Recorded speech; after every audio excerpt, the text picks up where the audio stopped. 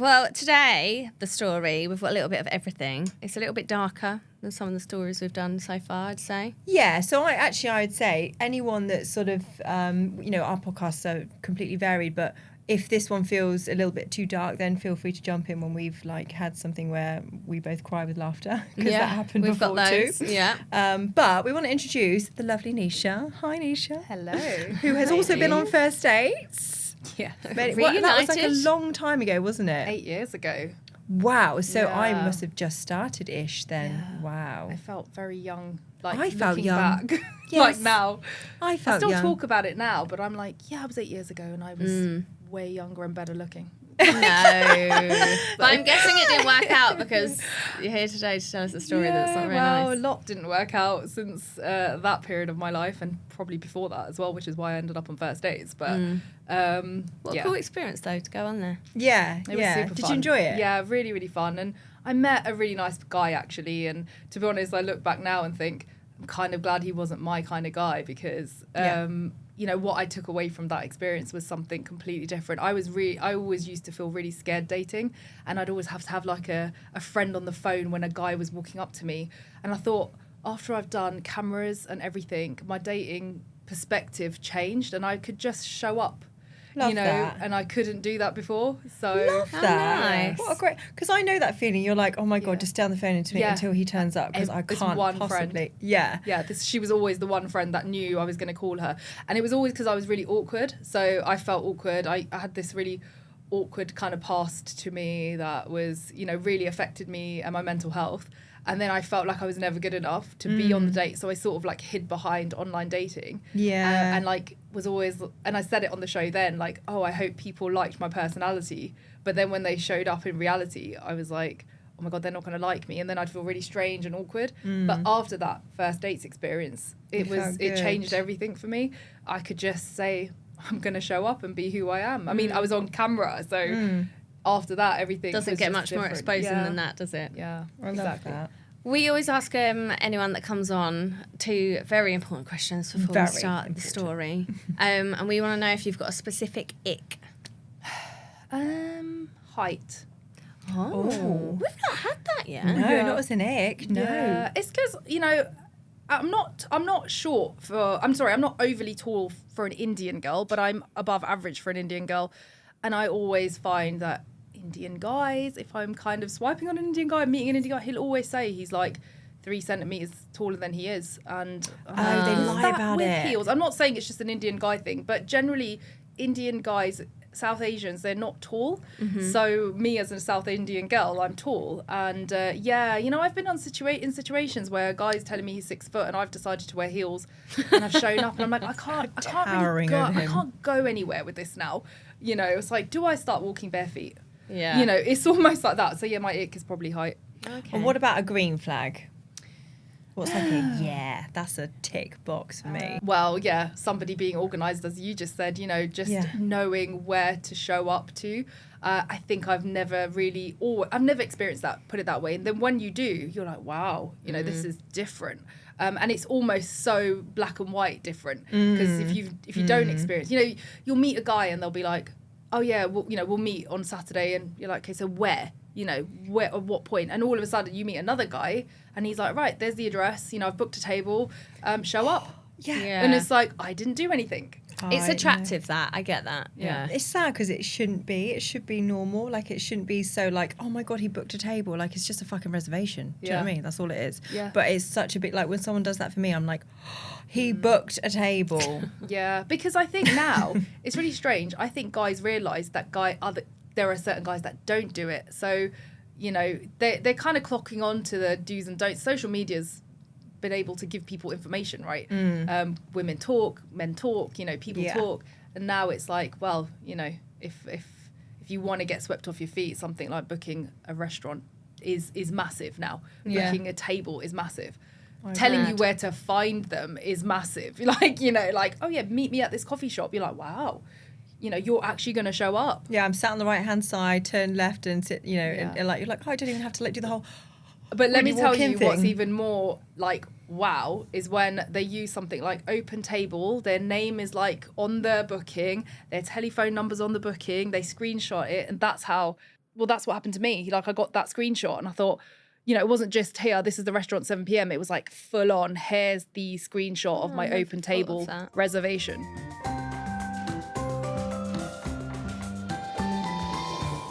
So we know how you feel about what you do and what you don't like. So tell us what story you're here to tell us today.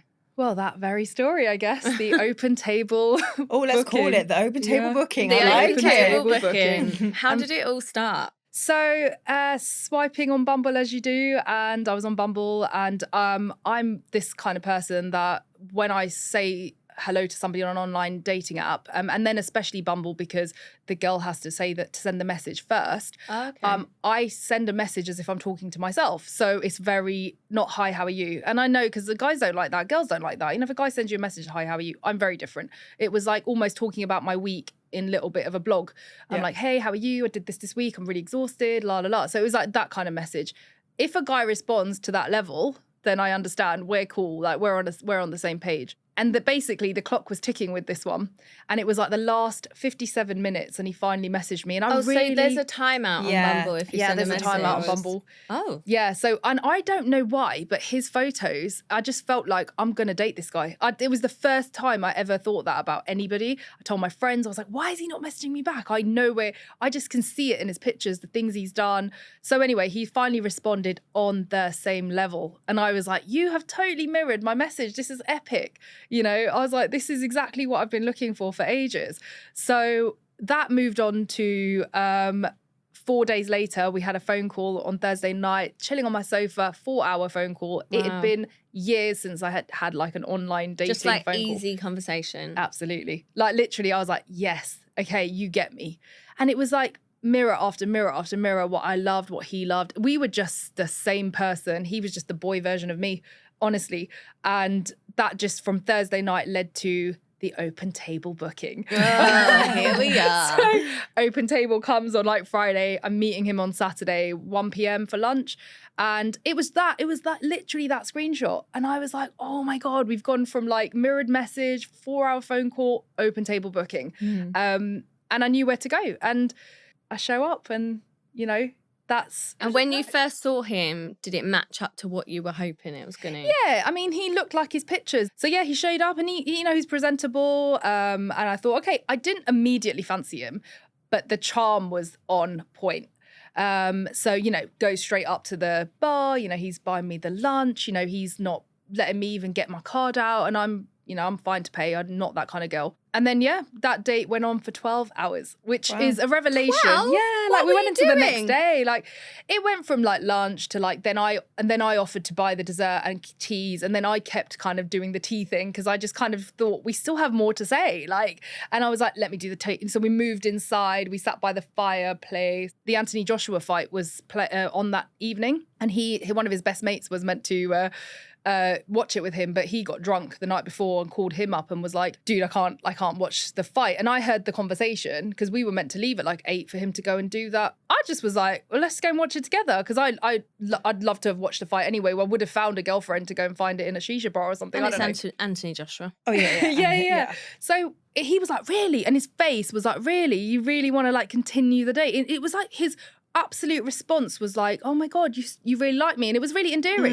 It was really endearing. And you think, oh, you're so endearing. You don't even know how nice you are. You know, it was like that. And it was like, yeah, of course I want to spend more time with you. I thought from that day, I'm going to see him for again and again. So forget like just spending a few more hours. Like I thought this would go on for months, you know, on that first date. So I was like, yeah, of course. And then get home, you know, you get that 3 o'clock in the morning message, and he sends me a message. He's like, you're everything I could have looked for in somebody. You're so intelligent, it's going to blow my mind. You could actually even be funnier than me. And it was like, it went on for a bit. And I thought, oh, wow. I just thought, oh, wow, like he's picked up on every trait that I feel like I do have. Like, Only bit that got me there was you're actually funnier than me.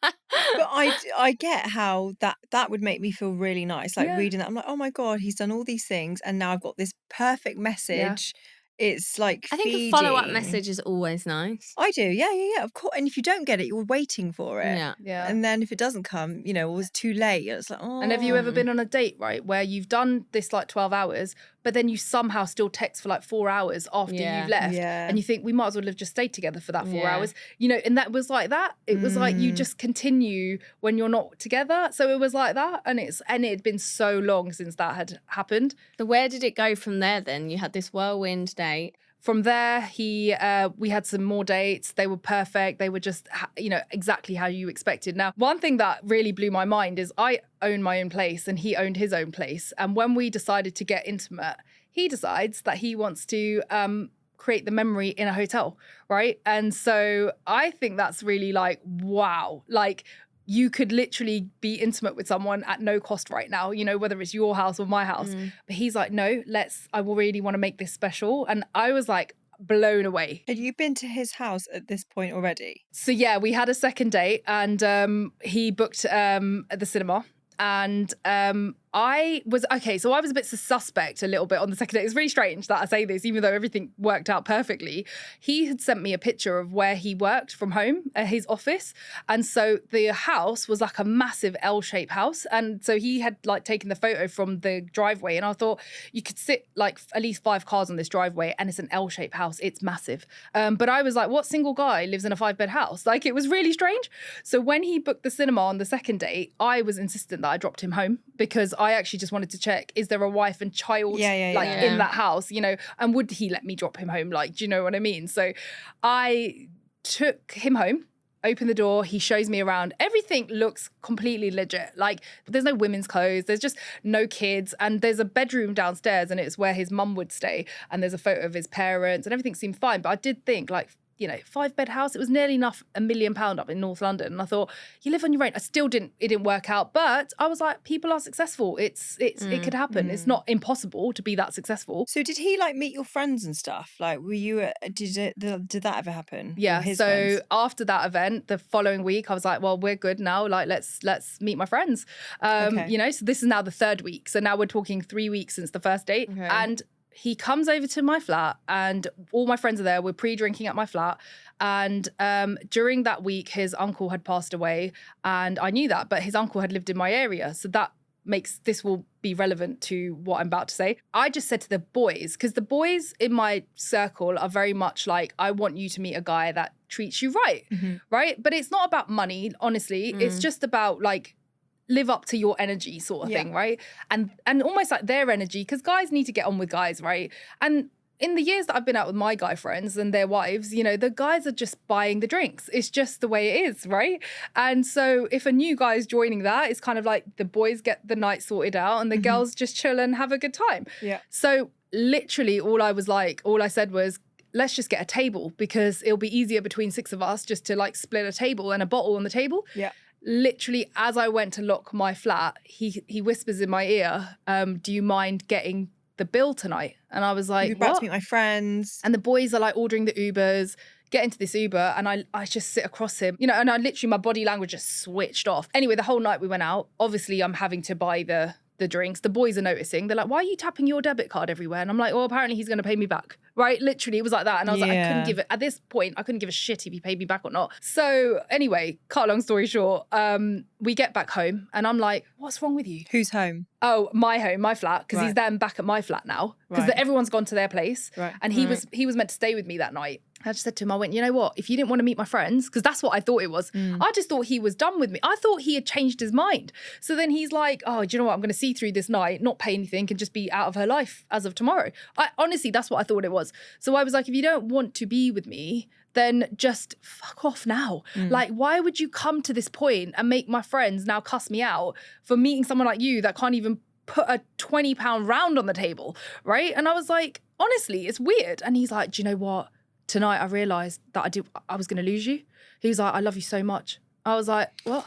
And he was like, honestly, he goes, the 3 weeks have been amazing. You know, I stood there and the fact that you were so upset with me, he's like, I don't want to lose you. The next morning, I get a £200 transfer into my bank account saying, love you.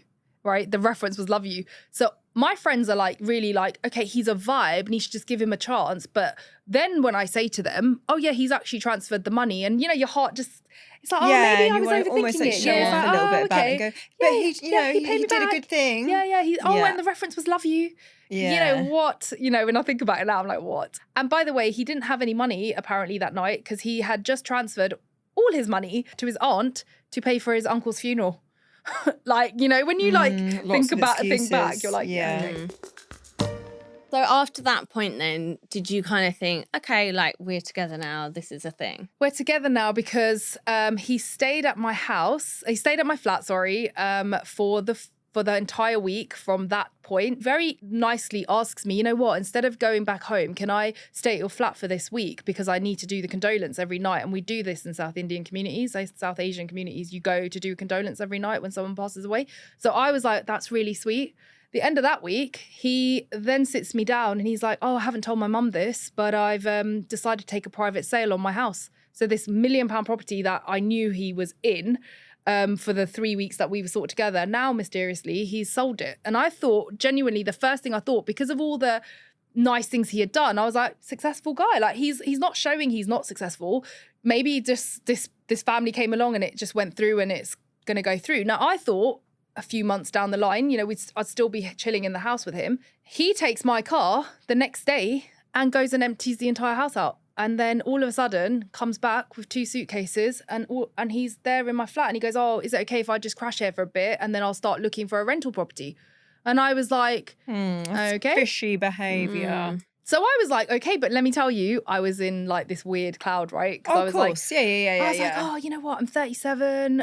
It'll just speed up getting to know All him. falling into place. Yeah. And I was like, it'll speed up getting to know him. Like, what's the harm in that? Like, what's the harm in getting to know somebody quicker? Like, personality traits, what they're like. And also then if you realise you can't live together, then it's done earlier. Like, yeah. And it's when someone, it's almost like when they don't leave you alone in your own thoughts. Yeah. You don't get space to then question and think, oh, actually, that happened. That was a bit weird. Because they're just there. Just feeding, fluffing, giving you more and more confidence. And you're like, oh, this just feels so good. It feels so good. It feels so good. But So listen, let me tell you, we went to Tesco to go and do a shop. You know, we were walking around like we were a married couple. And he hugs me and he kisses me on my forehead. He was taller than me. And he kisses me on my forehead. He goes, I love you so much. And then literally get to the checkout and he's paying the entire shopping. You know, and imagine me, like somebody that's lived by myself for 7 years and has understood paying my own bills and fending for myself. And all of a sudden, you know, you've got a guy who's know that one. It's creating a big deal. this like family, like because 2 people are a family, and you know, like a you've all of a couples sudden you've given environment. me this like reassurance that like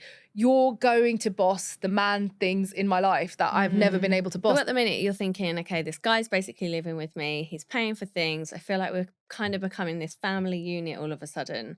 What changed? Just his abusive nature. So we went out one night within a few weeks and he was drunk and he started becoming really abusive. And I didn't understand that personality trait. I just thought maybe it was just Verbally? alcohol. Oh, yeah, no, it was really like, you don't listen, you don't learn. You know, it's like, I met you all of 5 minutes ago, mate. Like, calm down. He would just reference things like, about my flat, and I'm like, well, if you don't like my flat, get out. Like, it was like that. It was like, well, why are you staying with me? But the thing is that he had done these weird phantom viewings as well. So he was trying to show me that he was trying to move out. So he was taking me on these viewings, and nothing ever transpired. And I was like, well, you're doing all these viewings, good, but somehow, but also not good. But like, and then it was like, that's it. You know, you'd wake up the next morning and he was normal. It was normal. So it's just when he drank, he became That's when the abuse really started. And then I started connecting it to alcohol, but actually that was his personality. It was just the alcohol brought it out because it helped him remove his mask, I guess. So how far in are you now? So 2.5 months. 2.5 months. I'm noticing the kind of the abuse that he's kind of giving me, but I'm kind of brushing it to one side because he did everything by the book, you know, like the love bombing that happened. He knew how to rectify an abusive and it was just when he was drunk. Yeah. So it's fine, right? And it was fine. Yeah, and that's what it was. Yeah. And so all of a sudden, these really bougie holidays were like put in the diary. You know, and it was like really scheduled. So we went to Amalfi, we went to Positano, like we went to Capri. And he's paying for all of this. Oh, he's paying for it all. Yeah. I mean, even in Capri, I had just got a promotion and I wanted to buy myself a YSL bag. And I don't have like designer things by default. Like, and it was because of my promotion that I wanted to buy it. He bought the YSL bag for me. And it was like, oh, and then I remember distinctively sitting down having like lunch afterwards. And I was like, well, you know, if you can't find somewhere to live, you know, you're more than welcome to stay with me, because I felt indebted. I felt indebted for him buying me that bag. Yeah. And then I was like, you know, well, you don't have to rush moving out if, like, you know, it's going to cost you.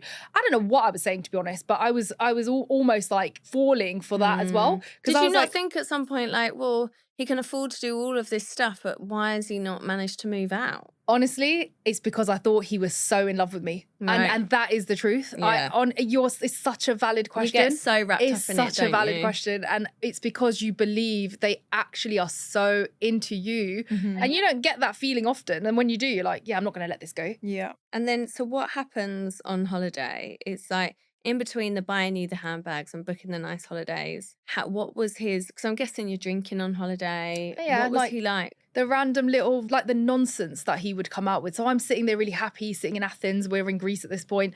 I'm eating some cake and he'll just look at me and he's like, your cake's not running away. I'm like, what? Wow. Like out of nowhere. Like I've done nothing wrong. Like I'm literally like, hey, this place is really cool. Eat some cake. I was like, and then I turned around and went, is that something that you should say? And he's like, oh, are you upset now? Oh, are you upset? Oh, it's all going to be about you now. Oh, you can't take a joke. Then I start welling up, like probably like I am now. And he's like, oh yeah, I'm going to sit there in front of people in the public crying because you're going to make people think that I'm making you cry. And I'm like, oh my God, you're actually psycho. Like literally. All you're trying to do is eat your cake. All I'm trying to do is eat my cake. And it was control after control after control. And it was like, that was just one of about 100 things. And probably the things that you're still discovering now that you didn't even know about, like the little like side digs that you don't realize in the moment. And you're probably still having discoveries. Were all your were you like, did you tell your friends about this side of him, or as far as they were concerned, was he just... No, he was still great. The thing is that I was getting lost in the moment as well, because the abuse versus the love bombing overpowered the abuse. It's actually that psycho. Like, you get into that little like cycle, don't you? Of like, sometimes I think of like, all right, well, he's pissed off now. If I act like this, then he'll be happy. And then when he's happy, you're happy. And then they slip back into it. And then it's almost like an addictive cycle of like you wanting to get them back to that happiness every time. You think you're the one going to save them. The thing is, that's what happens when you're with a narcissist. You know, now that I know what I was dealing with at the time, I was like, oh, but if I don't say anything, then he'll be happy. And if I say something, he's going to be abusive. But yeah, I was saying like the love bombing overpowers the abuse. And you can't see any difference. You actually put them as two different things. You're like, I'm getting abused, but maybe I was making it up. Oh, the love bombing's amazing. He's making me feel amazing, right? And all of a sudden, because you're fueling yourself on that endorphin. So he's giving me stress from the abuse, but the only person that can rectify it is him. And that's what's really scary about narcissism, because you have to rely on the person that's abusing you to also take you out of the abuse. And a lot of people don't realize that. So you're suffering cortisol through the stress, but you need the high from them validating you back as being a good person. And then you're like, oh, okay, I'm okay. Okay, I'm fine now. Like, he likes me again. You know, it's like, and then you go back through the cycle. Did you have like a moment where you thought, I'm done, I just can't do this? Yeah, so it was in Greece. So at this point, we've got Greece and Thailand booked. Greece is for his birthday, Thailand's for my birthday, June, July. There was a 2-week gap in between before we flew. And at this point in Greece, there's nothing I can do that's right. You know. Did you ever feel unsafe with him? Yeah. Because that holiday, when he started to abuse me, like to the level that he had never abused me at, he realized that I was going to end it with him. And then it kicks in that I've lost my supply. And basically, because he booked the holiday, he also had all control over my booking, right? I could just buy myself another flight and come home. But it was what he was saying to me. He was like, and trust me, you're not getting on that flight. You're not getting on that flight. I will make sure you do not get home. So I was like, what are you doing that's going to stop me from getting on that flight? And it was at this point, I'm like, you are really, really scaring me, right? So he goes off and starts drinking with other people. I literally darted back to the hotel. was like 2 a.m. I never had a reason to ask him what the safe combo was because I didn't. I thought we were fine. Like, why would I need the safe combo? You've got my passport in there. Like, you're looking after it. I went to his suitcase. I looked at his combination lock number and I knew that was the one to the safe. And that's the only way I could figure it out because he left it on the number. So I went, took my passport because I was like, he's going to take my passport. He's going to cut it up. He's going to do something. So I just went through this really strange, like really weird, like emotional low, and I was like, I'm going to die. Like, he's going to kill me. Because you're on your own with this guy who's just completely switched up on you. Yeah, and I'm like, all I wanted to do... He's also made you feel unsafe. Yeah, and all I wanted to do was just leave amicably. So what happened from there? I was posting a lot about Instagram saying things like you'll meet the person when you least expect it. You know, I was making him look like a baller because I'm like going, wow, he's taking me to Santorini. Wow, he's taking me to Athens or Mykonos or Amalfi. Or, you know, girls were like, oh my God, where did you find him? You know, he loved it. So obviously he's now really scared that I've reached a point where I'm going to start using my social media to start exposing him. So the next morning he's like, completely humbled. We're about to get on the flight. We get the taxi to the airport. I immediately get away from him. We check in separately. I don't talk to him at the airport. We actually end up sitting on the flight together. I walk up to him and I say to him, "You're not staying at my flat today," because obviously we would have flown back and gone to my flat. He goes, "Yeah, I've already booked into like the Sofitel, like at Heathrow." So he's doing everything now to try and make me be like, okay, now I feel a bit shit. You know, like, you know what I mean? Bad. Yeah, and I do. And he's like, oh, you go and have your space. Everything that he needed to do, he was doing. He then comes back to my flat 3 days later to collect everything. And I now know that it's Thailand is in the diary. And he's booked this, by the way, for my birthday. And he's done business class. He's done, you know, everything that he's going to do to make himself look like a baller. And it was make or break. And I was like, do I go to Thailand or do I not? And I was like, do you know what? I'm going to go. And I was like, oh no. Yeah. Why would you do that to yourself? But actually at this point, it was not about being with him. It was about taking him for everything that I could take him for.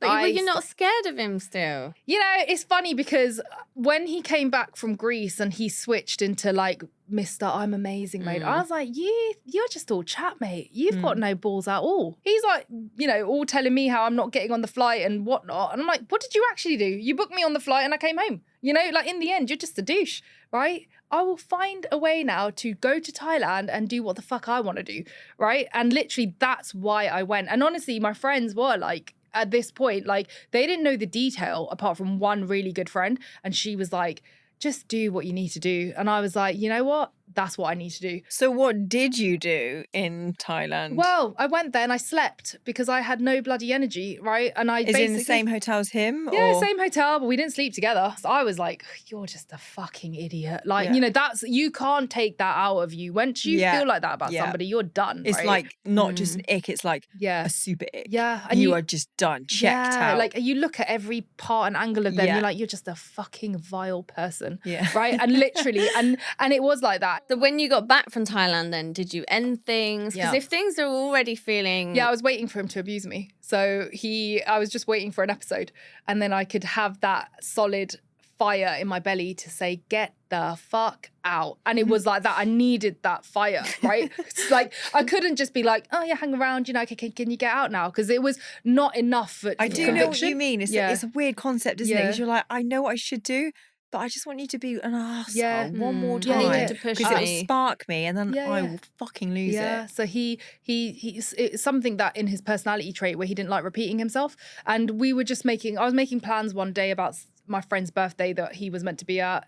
He basically decided to book a boys' boys' day out on the same day and then tell me that he'll make my friend's birthday. And I was like, well, if you just want to hang out with your mates, just hang out with them. I can tell her that you're not making it. It's fine. She's my friend.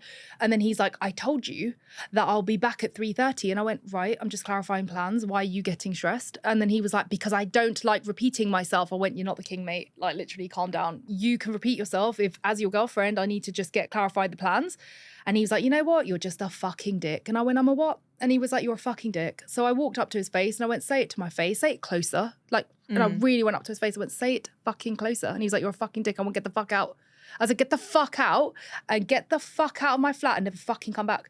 And then literally, I think that's what I needed. Like it had just come to that point. And he was fueled enough to pack, but then he would do this. He'd pack, he'd show me he's leaving, and then he'd try and sit there and go, do you want to talk? Do you want to sit down and talk? I went, no, we just fucking confirmed that you're getting the fuck out.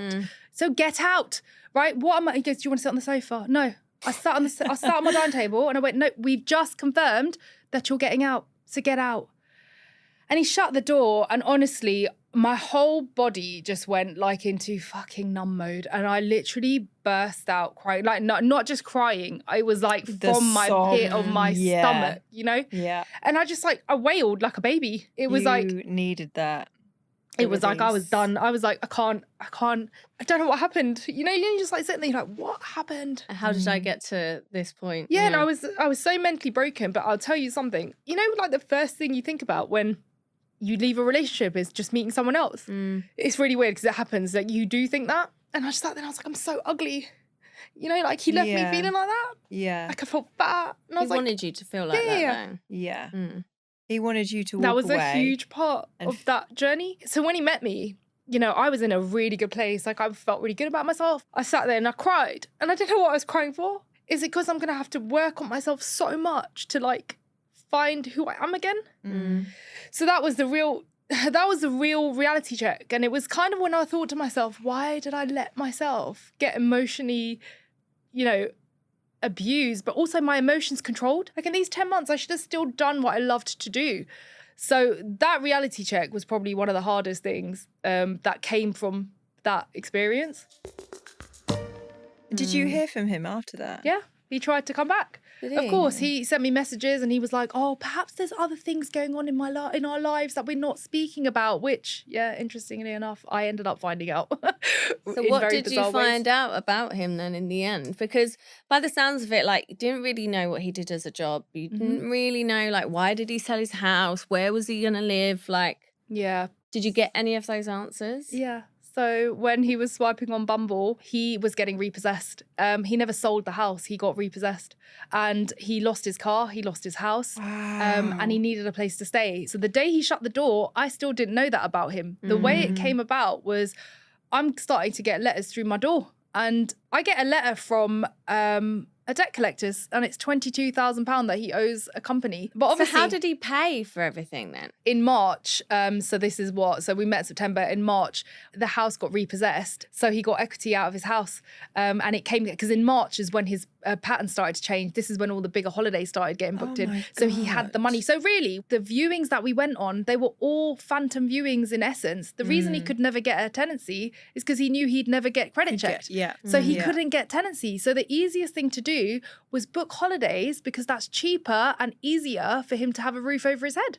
Wow. Yeah, do you know so what much I mean? effort though, the whole thing. So that's what it came down to. And then did you do any digging into him? Did you ever meet anyone else that had ever met him or any friends or anything? So when in 2020 in the pandemic, I did a huge weight loss journey and I lost like 28 kilos in the pandemic. And I overnight had about 1,000 girls start following me on Instagram because they just wanted to know what I was doing.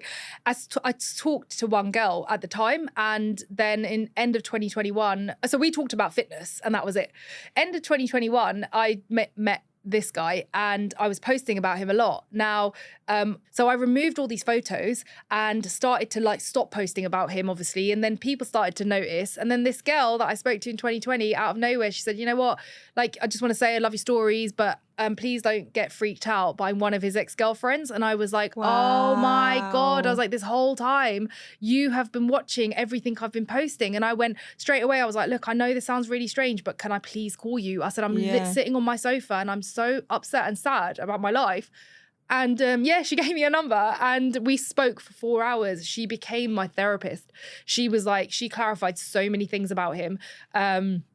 She clarified the narcissistic behavior. She clarified the cheating. She confirmed it. And we spent about 3 months. She spent 3 months sending me voice messages when I just needed somebody to speak to. Because I guess it gave you that confirmation of like, it wasn't you, it was him, which I know feels like a really like, it's not you, it's me. Yeah. But like, I think with narcissism nice and to stuff, hear it. you start to believe that you deserve what they're doing to you. You've done something to trigger it. And that it is you. And I think to have someone else who's been through it that goes, oh my God, he used to do that to me. Oh, I felt like that too. That must have been so reassuring. Oh my God, it was the only thing that got me me through. And you talk to a girl that went through exactly the same thing and you're like, oh my God, like this is unreal. Like it's so healing. Are you still in touch with them? The girls? Yeah. So we were planning to meet up actually and have like dinner. So that's on the that agenda. conversation is going to be interesting. I know. But it's great. I think this is why these things are so important to talk about. The platform to speak up has to be there. No, you need that support system because only you know what you've been through. So to have someone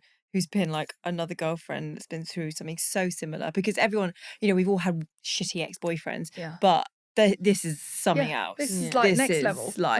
What else did you do then? You say you've been on this healing journey since then. Obviously, you had her to help you out, someone that you could, like you say, has been through the same thing. What have you done since then? So the biggest thing I did was go back to Thailand. So I just got back. All the memories I ever knew of Thailand ended up being him. And so for months, all I've had is like these weird like flash images of like me and him doing things. I went back to do everything I didn't do. And so my first ever solo travel, I've never traveled by myself like that. And I came back just so wholesome. Like I was like, you can go back and reset your memories. And so I went back and I kind of wanted to take these photographic images out of my head. And now it's true. It genuinely has worked. All I think about is the days I went kickboxing or the hike I did to the Big Buddha or... That's amazing. Like sitting in PP Islands and just sitting there like in silence, with the sound of the waves. And I went back and did that. And going to be booking way more travel, I think. And just solo travel becomes really addictive. Yeah. Because I always thought I needed somebody with me, whether it's a girlfriend or a guy, right? That episode inspired me to find a different part of my life. You're so brave to go back. And I mean, solo travel is like, anyway, but all of the things you've done, you are an inspiration. Like you've done incredibly well for what you've been through. And Thanks. I know you've got tear through a couple of times on this, but you are honestly brilliant. Like, thank you. Really, I appreciate it. Thank you. I think it would be a good one for people to listen to that maybe feel like they're in a situation that they can't get out of or that they don't deserve more. And I think hearing someone's story like yours will make them think twice. So thank you. Thank you. Thanks so much. Thank you so much for listening. You know that little follow button on your screen? If you just tap that, and then if you wouldn't mind just leaving us a review, maybe a 5-star, that will go down really well. From Podimo and 2020, this has been First Dates Podcast, hosted by me, Frankie Bridge. And me, Cece Coleman. The producers are Blondin Hogue and Fionn Lewis. The video producer is Rob Walsh. The executive producers for Podimo are Jake Chudnow and Matt White. The executive producer for 2020 is Martin Tricky. Special thanks to Bruna Pias, Kendra Steeb and Fatima Patea. For ad-free episodes, subscribe to Podimo UK on Apple Podcasts.